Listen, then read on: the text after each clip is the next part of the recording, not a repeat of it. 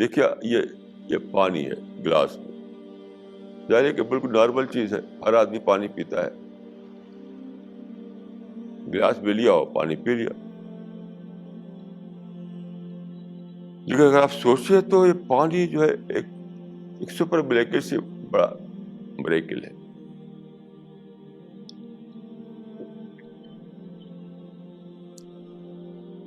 Science بتاتی ہے کہ یہ جو ہمارا پلینٹ ہے بہت پہلے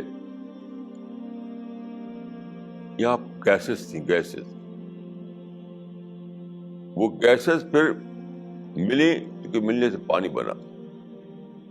کیونکہ آپ جانتے ہیں کہ 2 گیسز کے ملنے سے پانی بنتا ہے، آکسیجن اور ہائیڈروجن. تو ان کے ملنے سے پانی بنا. پھر وہ پانی جو ہے برسا زمین پر اور سمندروں میں وہ بھر گیا. یعنی ہمارے پلینٹ کا 3/4 جو ہے وہ پانی سے بھرا ہوا ہے. تو خدا نے پانی اس طرح سے پیدا کیا کیونکہ پانی بہت زیادہ چاہیے ہم کو، ہر چیز میں پانی چاہیے. ہمارے جو ہماری باڈی ہے اس کا more than 80% پانی ہے. جو چیز ہم کھاتے ہیں، فوڈ ہو چاہے سبزی ہو، سب میں پانی پانی ہوتا ہے. ہر کام کے لیے ہمیں پانی چاہیے، تو بہت زیادہ پانی چاہیے. تو خدا نے پانی بہت زیادہ پیدا کر دیا اور سمندروں میں اس کو اسٹور کر دیا. لیکن مسئلہ یہ بھی تھا کہ سمندر میں پانی جب اسٹور کیا جائے گا تو کچھ دن کے بعد خراب ہو جائے گا وہ. اب سوال تھا کہ اس کے اندر پریزرویٹو ہونا چاہیے. پریزرویٹو اس کو محفوظ کرنے کے لیے تو خدا نے سمندروں کے پانی میں 10% سالٹ ملا دیا، 10% نمک. وہ نمک کیا ہے؟ وہ ہے پریزرویٹو جو پانی کو خراب ہونے سے بچاتا ہے.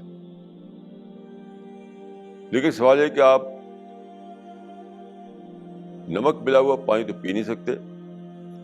سمندر میں جو پانی ہوتا ہے اس کو آپ پی نہیں سکتے. اس کو آپ پھر کیا ہو، نہ پی سکتے، نہ آپ کو اس سے اریگیشن میں کام لے سکتے، نہ اس سے کھانا پکا سکتے. کوئی کام نہیں ہو سکتا اس سے. بہت سے بہت آپ ہاتھ دھو لیجیے، پاؤں دھو لیجیے. تو خدا نے کیا کیا؟ ایک یونیورسل اس کا انتظام کیا کہ سورج جو اتنی دور ہے، یعنی ہماری زمین سے 9,30,00,000 میل دور، وہاں سے اس نے ہیٹ ڈالی سمندر کے اوپر. اس ہیٹ سے سمندر میں بھاپ نکلی، بھاپ اوپر اٹھی. تو خدا نے ایسا کیا کہ نمک جو ہے اس کو ہیوی بنا دیا. یعنی بھاپ جو ہے وہ لائٹر ہے اور نمک جو ہے وہ ہیویئر ہے. تو ہیوی ہونے کی وجہ سے سالٹ جو ہے وہ نیچے رہ گیا اور بھاپ جو ہے وہ اوپر چلی گئی نمک سے الگ ہو کر کے. بھاپ کیا ہے؟ نمک سے الگ ہو کر جو پانی ہے وہ بھاپ ہے. اب وہ اوپر چلا گیا. اوپر جا کر کے پھر وہ بہت بڑا میکینزم ہے، یونیورسل میکینزم. تو پھر اس کو رین ہوئی، بارش ہوئی، نیچے آیا. اوپر جو بارش ہوئی تو وہ فریش پانی تھا. یہ ڈی سیلینیشن کا اتنا بڑا انتظام، یہ ڈی سیلینیشن ہے. تو آپ جب ایک گلاس پانی پئیں، یہ ساری باتوں کو سوچیں تو کتنا بڑا تھرل آئے گا آپ کے اندر.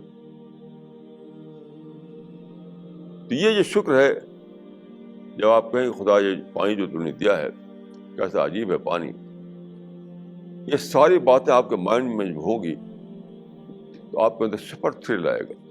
تو یہ میں نے کہا کل جو میرے پاس ٹیلی فون آیا تھا ایک صاحب کا، باہر سے آیا تھا، اسی پر پوچھا انہوں نے کہ ہم نارمل شکر تو جانتے ہیں، سبحان اللہ الحمدللہ کہتے رہتے ہیں، لیکن یہ تو روٹین کا شکر ہے. وہ شکر جو ہے لیونگ شکر کیسے پیدا ہو، جس سے ایمان بڑھے، جس سے کنوکشن بڑھے. تو میں نے یہ بات ان کو کچھ بتائی، اور یہ ان کو بتایا کہ آپ کو اپنے اندر تھنکنگ پروسیس جاری کرنا ہوگا، کیونکہ یہ شکر جو ہے وہ آتا ہے سوچ سے.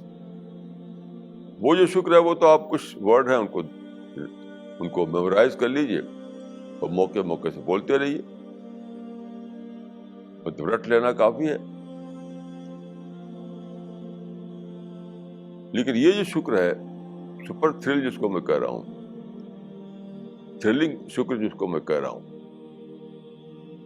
تو تھرلنگ شکر کے لیے تو سوچنا ضروری ہے، اپنے مائنڈ کو ایکٹیو کرنا ضروری ہے. جتنا زیادہ آپ اپنے مائنڈ کو ایکٹیو کریں گے، اتنا ہی زیادہ آپ کے اندر سپر شکر پیدا ہوگا.